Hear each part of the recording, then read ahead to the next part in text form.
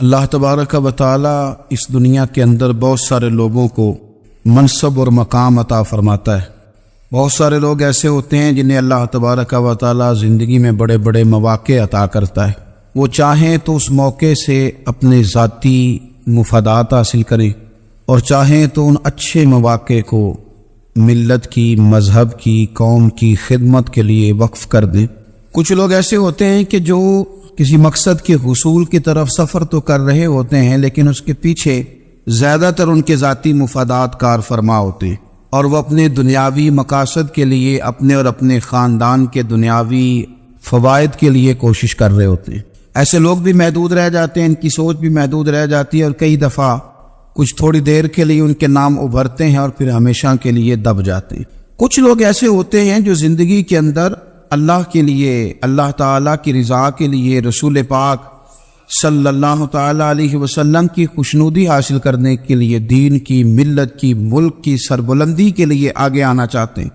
میرا رب کریم قرآن مجید سورہ حج میں ارشاد فرماتا ہے کہ الذین ان مکناہم فی الارض، کچھ لوگ ایسے ہیں کہ اگر ہم انہیں زمین میں اقتدار دیں، زمین میں اگر ہم انہیں قابو دیں تو وہ کیا کریں گے؟ اقاموا الصلاۃ و آتوا الزکوٰۃ، وہ نماز قائم کریں گے، زکوٰۃ ادا کریں گے، وامروا بالمعروف، نیکی کا حکم دیں گے، ونہوا عن المنکر، اور لوگوں کو بری باتوں سے منع کریں گے۔ وہ دینی، فکری، اصلاحی انقلاب برپا کر دیں گے، نماز کو عام کریں گے، زکوٰۃ کو عام کریں گے، بھلائی کا حکم دیں گے اور برائی سے منع کریں گے۔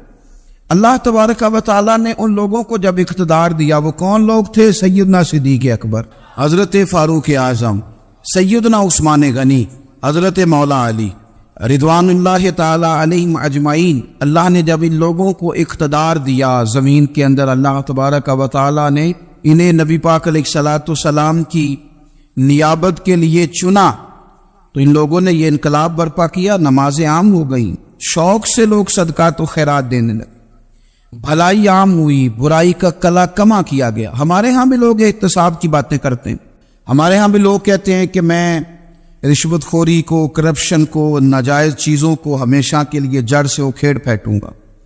لوگ دوسروں سے مطالبہ کرتے ہیں کہ یہ سارے کام جائز کریں، لیکن خود اس پر عمل کرنے کو تیار نہیں ہوتے۔ یاد رکھ لیں کہ یہ جو احتساب ہے یہ انسان کی اپنی ذات سے شروع ہوتا ہے۔ آپ جب نظام احتساب دنیا کے اندر مستحکم کرنا چاہتے ہیں تو اس میں پھر آپ کو اپنی ذات کو سامنے پیش کرنا پڑے گا۔ آج ہم بات کرنے جا رہے ہیں سیدنا فاروق اعظم رضی اللہ تعالیٰ عنہ۔ تو جناب عمر فاروق رضی اللہ تعالیٰ عنہ کا جو نظام احتساب ہے، انہوں نے اس کو گھر سے شروع کیا تھا، اپنے آپ سے اس کا آغاز فرمایا تھا۔ ہمارے ہاں یہ ہوتا ہے کہ جس بندے کے اکاؤنٹ میں اچھے خاصے پیسے ہیں، وہ بل جمع کرانے جائے تو اسے لائن میں نہیں لگنا پڑتا، مینیجر صاحب اسے آگے بلا لیتے، تو وہ بعد میں کیا کہہ رہا ہوتا ہے؟ کہتا دیکھو اللہ نے کتنی عزت دی ہے، مجھے لائن میں نہیں لگنا پڑا۔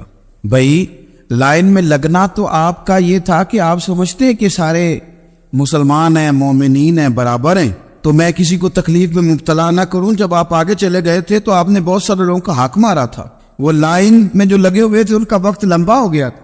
آپ نے تو اپنے آپ کو احتساب کے لیے پیش ہی نہیں کیا، بلکہ آپ نے کہہ دیا کہ جناب میرا تو رتبہ اعلیٰ ہے، لہذا یہ میرا حق بنتا تھا، مجھے تو استحکام ملنا چاہیے تھا۔ یہاں بہت سارے لوگوں نے اپنے حق میں چیزوں کو اور رنگ میں پیش کیا۔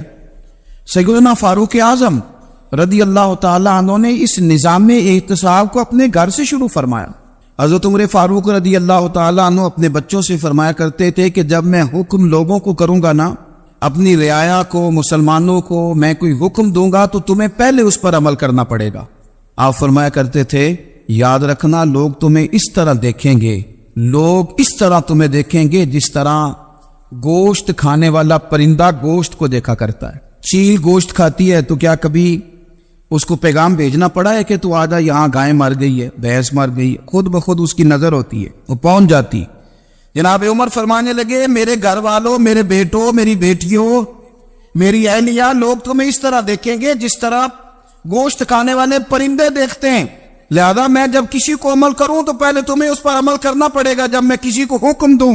آپ فرمانے لگے یاد رکھنا اگر تم نے میرا حکم نہ مانا تو غیروں نے حکم نہ مانا تو انہیں ایک سزا ملے گی، اور اگر میرے گھر والوں نے نہ مانا تو ڈبل سزا ملے گی، تم پر ڈبل سختی کی جائے گی کہ تم نے میری بات کیوں نہیں مانی۔ یہ نظام احتساب ہے.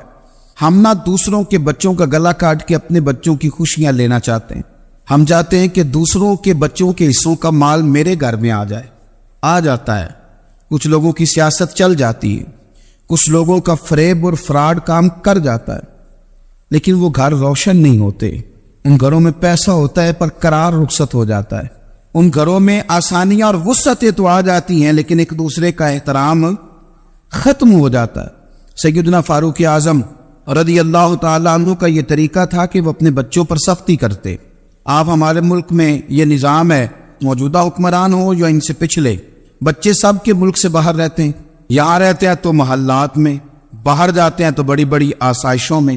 ان کے بچوں کے لیے قانون بھی الگ سے ہیں, قاعدے بھی الگ سے ہیں, اور ہمارے ملک کے اندر تو ایک باقاعدہ پروٹوکول کا سسٹم ہے. اس سسٹم سے گزر کر بڑے بڑے لوگ چلنا پسند کرتے ہیں. ہمارے زمانے میں بھی کچھ چیزیں سرکاری ہوتی ہیں خالص, لیکن عجیب نظام ہے نا, ہر چیز کا کرایہ بڑھ جاتا ہے, سرکاری دکان کا نہیں بڑھتا. باقی دکانیں 5-6 سال کے لیے ملتی ہیں, سرکاری دکان پہ آپ قبضہ کرنا چاہیں تو پورے 100 سال کے لیے مل جاتی. چونکہ یہ عام عوام کی پراپرٹی ہے تو اس کے ساتھ جو مرضی کو سلوک کرے. ایک سرکاری چراگاہ تھی جس کے اندر جانور چرا کرتے تھے. ہمارے یہاں بھی پنجاب میں کچھ جگہیں ہوتی ہیں تو ہم لوگ کہتے ہیں شام لاٹ ہے. سرکاری چراگاہ میں جانور چرا کرتے تھے. حضرت عمر فاروق رضی اللہ تعالیٰ عنہ کے صاحبزادے سیدنا عبداللہ ابن عمر رضی اللہ تعالیٰ عنہ نے بھی ایک اونٹ خرید لیا. تو سب لوگوں کے جانور سرکاری چراگاہ میں چرتے تھے, آپ نے بھی اپنا جانور وہاں چرنے کے لیے, کھانے پینے کے لیے چھوڑ دیا. وہ جب اونٹ آیا تو پتلا تھا, کچھ دنوں کے بعد وہ فربا ہو گیا, طاقتور ہو گیا, موٹا تازہ ہو گیا. حضرت سیدنا عبداللہ ابن عمر رضی اللہ تعالیٰ عنہ نے بیچا تو وہ ڈبل قیمت سے بھی زیادہ کا بکا, کیونکہ پہلے دبلا پتلا تھا, اب موٹا تازہ فربا ہو گیا. حضرت سیدنا فاروق اعظم رضی اللہ تعالیٰ عنہ کو پتا چلا تو بلایا, فرمایا پتر اونٹ بیچ دیا ہے؟ ابا جی بیچ دیا ہے. فرمایا کتنے کا خریدا تھا؟ اتنے کا. بیچا کتنے کا؟ ڈبل قیمت بتائی. فرمایا اس طرح کر کے اصل رکھ لے اور جو اوپر ملی آپ مجھے دے دے. حضور آپ نے کیا کرنی ہے؟ فرمایا میں سرکاری خزانے میں جمع کروں گا. حضور کیوں؟ فرمایا اس لیے کہ تیرا اونٹ سرکاری جگہ پہ چرا کرتا تھا, وہ گھاس سرکاری جگہ سے کھاتا تھا. حضور سب کے کھاتے. عبداللہ ابن عمر کہنے لگے سب کے کھاتے ہیں. آپ فرمانے لگے تو سب میں شامل نہیں ہے, تو امیر المومنین کا بیٹا ہے, تجھے میں یہ حق نہیں دے سکتا. تیرے اوپر تھوڑی سختی زیادہ کی جائے گی, تجھے یہ حق نہیں ملے گا. تو اپنے اونٹ کو چونکہ سرکاری چراگاہ میں چرایا کرتا تھا, لہذا تجھے وہ جو اصل رقم یاد جمع کرانی پڑے گی. ہمارے تو بچے پہلی بات تو یہ ہے کہ بات ہی نہیں سنتے. یہ سب کے بچوں کی بات کر رہا ہوں, ٹیچر کے بچے ہوں, سیٹ کے بچے ہوں, پیر کے بچے ہوں, امام صاحب کے بچے ہوں, کسی کے بچے ہوں, پہلے تو سنتے نہیں. اور اللہ خیر کرے اگر آپ کوئی سنانا چاہیں تو فوری طور پر وہ ہوم منسٹری کے پاس پہنچ جاتے, ان کی اماں ان کی وکیل بن جاتی, آپ کیا ہی کچھ نہیں سکتے. حالات رخ بدل جاتے. اس کا نقصان یہ ہوتا ہے کہ ان کو تراشا نہیں جا سکتا, ان کو ہیرے نہیں بنایا جا سکتا. ان کے اوپر کچھ ایسی میل کچیل چڑھ جاتی ہے جو بڑی عجیب و غریب ہوتی ہے. اور کچھ لوگ ایسے ہوتے ہیں جو خرابی کرنے میں بھی اپنا کردار ادا کرتے ہیں, خرابی کرنے میں. اور بڑے لوگوں سے منسلک ہونے کے لیے لوگ رستے تلاش کرتے ہیں, رستے. میں چونکہ چیزوں کا مطالعہ کرنے کا بڑا شوقین ہوں, تو میری والدہ داخل تھی کئی سال پہلے ہسپتال میں, تو مجھے اس ہسپتال میں کچھ دن رہنا پڑا. ایک پرائیویٹ ہاسپٹل تھا, تو اس میں انہوں نے جگہ جگہ لکھ کے لگایا تھا ملازمین کو بخشیش نہ دیں, ہم ان کو بڑی اچھی معقول تنخواہ دیتے ہیں, سیلری بڑی عمدہ ہے, تو لوگ بخشیش نہ دیں. میں نے جو مینجمنٹ کے لوگ تھے ہاسپٹل کی, ان میں سے ایک سے میں نے کہا کہ اگر کوئی بندہ اپنی خوشی سے دینا چاہے تو آپ نے بڑا موٹا لکھ کے لگایا برائے مہربانی ان کو بخشیش نہ دیں. اس نے بڑی قیمت, سادہ آدمی تھا پر میری بڑی اس نے مجھے بات بتائی, مجھے نفع ہوا. کہنے لگے مولوی صاحب جب کچھ امیر لوگ اسپتال میں مریض لے کے آتے ہیں تو وہ صفائی والے کو پہلے ہی 500 روپیہ دکھا لیتے ہیں آتے ہی, پھر وہ جیسی آواز دیتے ہیں صفائی والے فٹافٹ اندر آتے ہیں, ان کا کمرہ صاف کرتے ہیں. تو سارے تو بیچارے اتنے مالدار نہیں ہوتے کہ آتے ہی پہلے کام والے کو 500 دیں. پھر نقصان کیا ہوتا ہے کہ یہ جن کی ذمہ داری ہے بہت ساری ڈیوٹیاں کرنے کی, یہ ڈیوٹی نہیں کرتے. یہ پلٹ کے ان کے طرف دیکھتے ہیں جن کے گھر سے سالن صحیح آتا ہے, ادھر ان کی توجہ زیادہ ہو جاتی ہے, جو نوٹ ان کو زیادہ دکھاتے ہیں, جو پھل لے کے آتے ہیں تو آدھا ان کو دیتے ہیں. تو ہم یہ کہتے ہیں یہ کام ہی نہ کرو, یہ اپنی تنخواہ پہ کام کریں تاکہ ہر آنے والے کا درد سمجھیں, ہر ایک کو یکساں یہ سروسز فراہم کریں. تو ہم یہ کام کرتے ہیں. ہم ایم پی اے کے اور کسی سے ہمارا تعلق نہ بنے تو ہم جناب اس کے ڈرائیور سے ہی تعلق بنا لیتے ہیں. ہم وہ جو آپریٹ کرنے والا ہوتا ہے ٹیلی فون اسی سے بڑا تعلق بناتے ہیں, اس کو مٹھائی کا ڈبہ جلدی پہنچا دیتے. تو اسی طرح سے بڑے لوگوں کی اولادوں کو بگاڑا جاتا ہے. حضرت عاصم بن عمر رضی اللہ تعالیٰ عنہ, یہ سیدنا فاروق اعظم کے بیٹے تھے, مصر گئے تو لوگوں کو پتا چلا حضرت عمر کے بیٹے آئے. لوگوں نے تحفے دیے, بڑی بڑی چیزیں آپ کو دی. حضرت عمر کا بیٹا آیا, بڑے گفٹ دیے. تو صاحبزادے واپس آئے تو ان کے پاس بڑے تحائف تھے. سیدنا عمر فاروق رضی اللہ تعالیٰ عنہ نے دیکھا تو فرمایا ادھر لانا تحفے. کہا بھائی لوگوں نے مجھے دیے ہیں. فرمایا تو نے کیوں بتایا تھا کہ میں امیر المومنین کا بیٹا ہوں؟ کہا حضور ان کو ویسے ہی پتا چل گیا. فرمانے لگے پتر یہ تحفے تمہیں اس لیے ملے ہیں کہ تم امیر کے بیٹے ہو, یہ تحفے تمہارا حق نہیں, چونکہ تمہیں اس کرسی کی وجہ سے ملے ہیں اور یہ کرسی مسلمانوں کی ہے, لہذا یہ حق بھی مسلمانوں کا ہی ہے. یہ لا سارے مال غنیمت میں جمع کیے جائیں. آپ اپنے گھر سے جب احتساب شروع کرتے ہیں, اپنے گھر سے, اور یہ یاد رکھیں یہ جو لوگ آتے ہیں آپ کے بچوں کو نوازنے کے لیے, یہ انہیں خراب کرتے ہیں, بگاڑ پیدا کرتے ہیں, یہ عجیب و غریب سی چیزوں میں مبتلا کر دیتے ہیں, بچوں کا نقصان ہوتا ہے کل کلام. پھر جو شاپر اچھا لے کے آئے پیر صاحب کے بچے ذرا اس سے پیار سے ملتے ہیں, نقصان ہو جاتا ہے. یہ دستے نگر ہو جاتے ہیں, یہ لوگوں کی طرف جیتے ہیں, دوسروں پہ ڈپینڈ کرنے لگتے ہیں. حضرت ابو موسیٰ اشعری رضی اللہ تعالیٰ عنہ نے پہلے تو ایک قلین بڑا سونا تھا, تو آپ نے حضرت عمر کے گھر بھیج دیا کہ چلو ان کے گھر میں ان کی اہلیہ بچھا لیں گی. کہیں سے تحفہ آیا. پھر وہ جس کمرے میں مال غنیمت اور خزانہ رکھا جاتا تھا اس کی صفائی کر رہے تھے تو ایک دینار مل گیا. تو وہ دینار بچے سارے جا رہے تھے, تو ان میں سے حضرت عمر کے ایک بیٹے کو چھوٹے کو بلایا اور بلا کے کہا پتر یہ دینار لے لو. حضرت عمر نے دیکھا کہ بیٹے کے ہاتھ میں دینار بھی ہے اور گھر میں قالین بھی ہے. ایک موقع پہ وہ قالین گیا, ایک موقع پر بچے کو ایک دینار دیا. تو حضرت عمر اپنی اہلیہ سے پوچھنے لگے یہ کہاں سے آیا قالین؟ کہا جناب ابو موسیٰ اشعری رضی اللہ تعالیٰ عنہ نے بھیجا ہے. بیٹے سے پوچھا دینار کہاں سے آیا؟ کہا مجھے انہوں نے ہی دیا ہے. آپ نے وہ دینار بھی لیا اور قالین بھی لیا اور اس کو لپیٹا اور جناب ابو موسیٰ اشعری کو بلایا, اور اتنے سخت ناراض تھے. فرمانے لگے ابو موسیٰ اشعری سے کہنا میرے پاس پیدل آئے, گھوڑے پہ نہ آئے. اور جب آئے حضرت ابو موسیٰ اشعری تو جناب عمر اتنے ناراض ہوئے کہ وہ قالین لپیٹ کر تو ان کے سر پہ مار دیا. فرمانے لگے پکڑو اپنا دینار, تمہیں پورے مدینے میں میرے بیٹے کے علاوہ کوئی اور نہیں ملے تھا جسے تم خراب کر سکو. میرا پتر ہی ملا تھا بگاڑنے کی, کس نے اجازت دی تم میرے بیٹے کو دینار دو؟ کیوں لائے تم میرے گھر میں قالین؟ حضرت عمر فاروق رضی اللہ تعالیٰ عنہ فرمانے لگے میں زمین پہ سونے کا عادی ہوں, زمین چٹیل بھی ہو تو رب کا بندہ بن کے سوتا ہوں تو اللہ مجھے آرام اور سکون کی نیند عطا فرما دیتا ہے. مجھے تمہارے مخملوں کی اور قالینوں کی ضرورت نہیں ہے. احتساب یہاں سے شروع ہوتا ہے بھائی.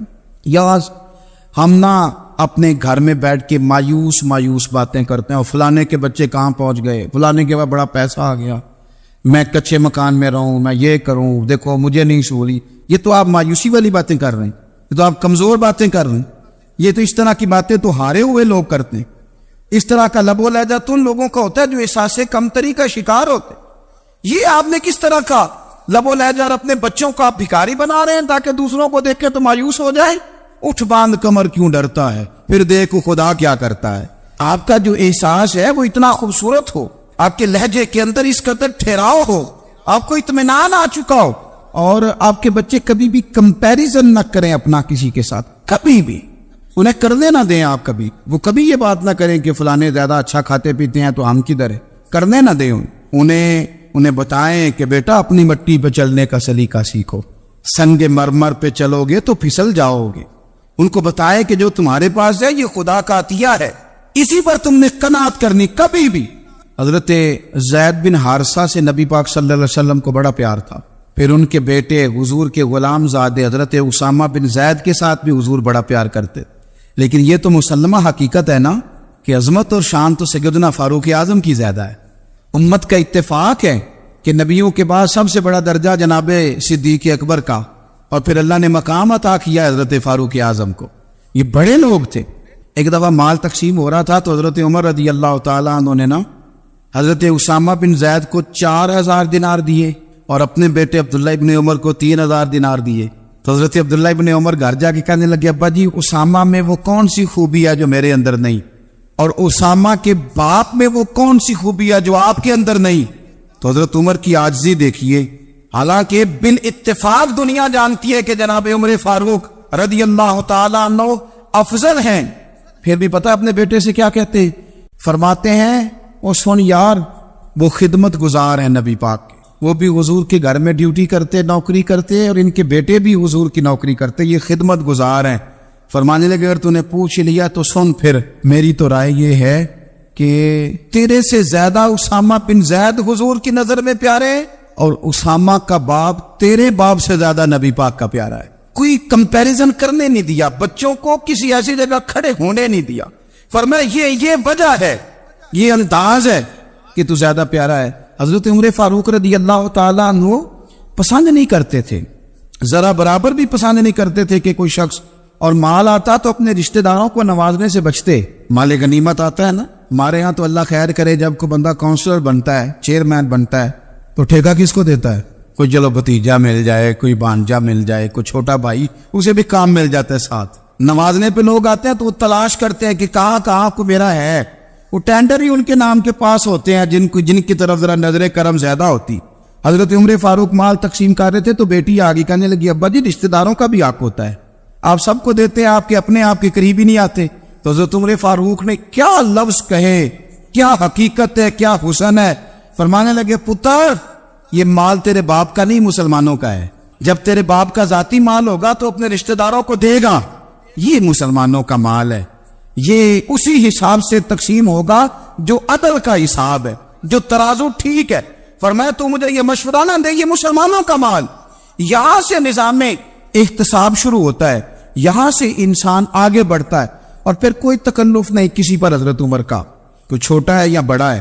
حضرت ابو سفیان رضی اللہ تعالیٰ عنہ سردار رہ چکے ہیں مکے کے، بڑے آدمی، لیکن نظام احتساب میں کوئی چھوٹا بڑا نہیں ہوتا۔ حضرت عمر فاروق مکہ مکرمہ گئے تو لوگوں نے کہا حضور جناب ابو سفیان نے نا گلی میں پتھر رکھے اور بہت سارے لوگوں کو رستوں میں تکلیف ہو رہی ہے، تو حضرت ابو سفیان رضی اللہ تعالیٰ عنہ سے بھی لوگ کہہ دیتے تو وہ بھی اٹھا دیتے، لیکن لوگوں نے چونکہ وہ سردار تھے، بڑے تھے، تو لوگوں نے ان سے کہا نہیں۔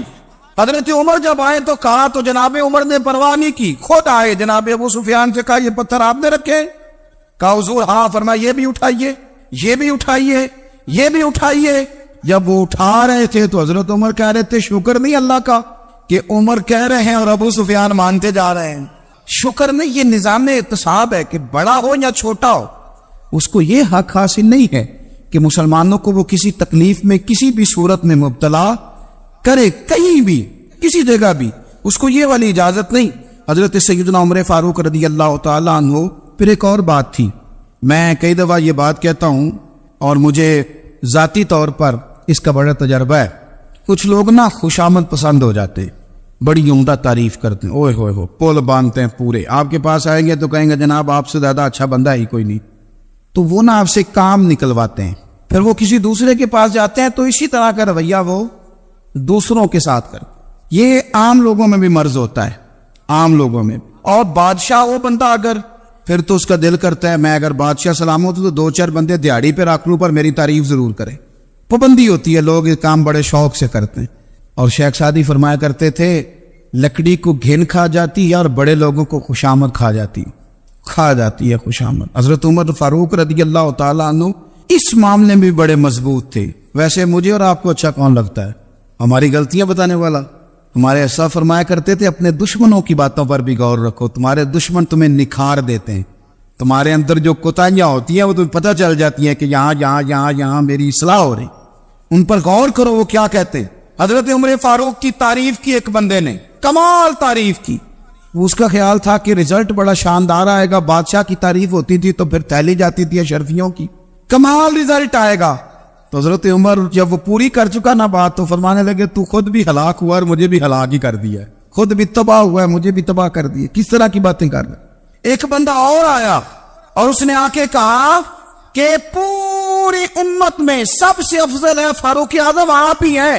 حضرت عمر فاروق فرمانے لگے تجھے تیری ماں روئے، ابو بکر تجھ سے بھی افضل تھے، تیرے باپ سے بھی افضل تھے، اور صدیق اکبر مجھ سے بھی افضل ہے اور میرے باپ سے بھی افضل ہے۔ یہ تو کس طرح کی بات کر رہا ہے؟ یہاں ہر شے ہضم نہیں ہو جاتی، فوری طور پہ لوگ ڈکار بھی پورا نہیں لیتے۔ قرآن مجید نے کہا فَلَا تُزَكُّوا أَنفُسَكُمْ هُوَ أَعْلَمُ بِمَنِ اتَّقَىٰ، اپنے منہ سے نہ کہو میں پاک صاف ہوں، اللہ زیادہ بہتر جانتا ہے کہ تم میں سے پرہیزگار کون ہے۔ اپنے منہ سے تعریفیں کرتے کراتے ہو، یہ مزاج چھوڑ دے۔ حضرت عمر رضی اللہ تعالیٰ عنہ پسند نہیں کرتے تھے۔ ایک آدمی نہ چلتا تھا وہاں تو بڑا متکبرانہ چال کے ساتھ چلتا، حضرت عمر نے دیکھا، یہاں تک احتساب فرماتے، زمین پہ زور زور سے پیر پٹکتا، چال بڑی اس کی متکبرانہ، لوگ بڑے پریشان ہوتے۔ حضرت عمر نے ایک دن سمجھایا، باز نہیں آیا، اگلے دن پہ درہ نکال لیا، لگائے 4 درے، فرمایا آج کے بعد نہ چلنا اس طرح مدینے میں پیر پٹک پٹک کے۔ اس وقت تو اسے غصہ لگا، لیکن کچھ دیر کے بعد نا جب غصہ اترا تو حضرت عمر کے پاس آیا، کہنے لگا حضور اللہ آپ کا بھلا کرے، آپ نے درے نہیں مارے، آپ نے تو شیطان بھگا دیا جو میرے ساتھ چمٹا ہوا تھا، چمٹا ہوا شیطان آپ نے مجھ سے بھگا دیا ہے۔ یاد رکھیں مسند امام احمد بن حنبل میں حدیث ہے، اللہ کے پیارے رسول صلی اللہ علیہ وسلم فرماتے ہیں جو دنیا میں متکبرانہ چال کے ساتھ چلتا ہے نا، قیامت کے دن وہ اللہ سے اس حال میں ملے گا کہ رب اس سے ناراض ہوگا۔